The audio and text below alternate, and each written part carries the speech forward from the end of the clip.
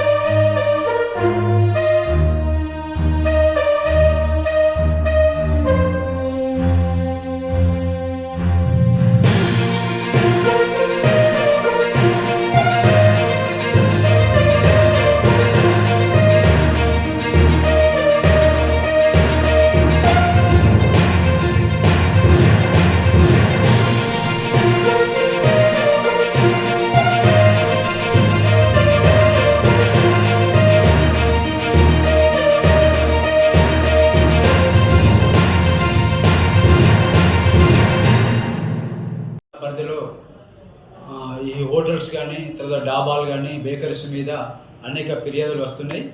దానికోసం ఆల్రెడీ ఇంతకుముందు వాళ్లకు చెప్పడం జరిగింది, నోట్స్ కూడా ఇవ్వడం జరిగింది.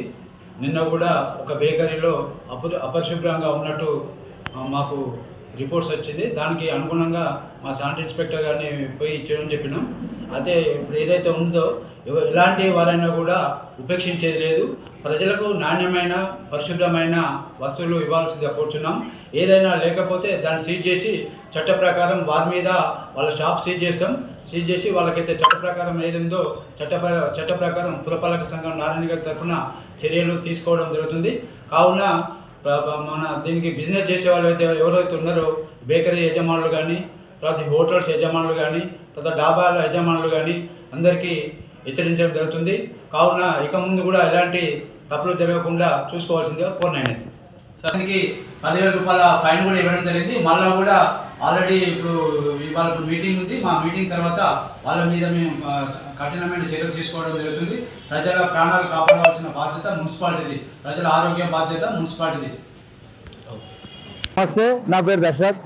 ఈరోజు నారాయణఖేడ్లో ఎక్కడ చూసినా కూడా విచ్చలవిడిగా కల్తీ ఆహారం అమ్ముతా ఉన్నారు. మొన్న చూస్తే నారాయణఖేడ్లో ఎలుకలో ఉన్నటువంటి కేకులు కూడా మనం చూసినాం. కాబట్టి ఈ యొక్క ఆహార అధికారులు ఎవరైతే ఉన్నారో వాళ్ళు, ఫుడ్ ఇన్స్పెక్టర్ గారు దయచేసి నారాయణఖేడ్లో ఉన్నటువంటి ఈ యొక్క అనుమతులు వీడికి ఒక్క బేకరీ కూడా కావచ్చు. అదేవిధంగా సిటీలో చాలా ఎఫ్ఎస్ఎస్ఐ నుంచి ఒక సర్టిఫికేట్ కూడా లేదు.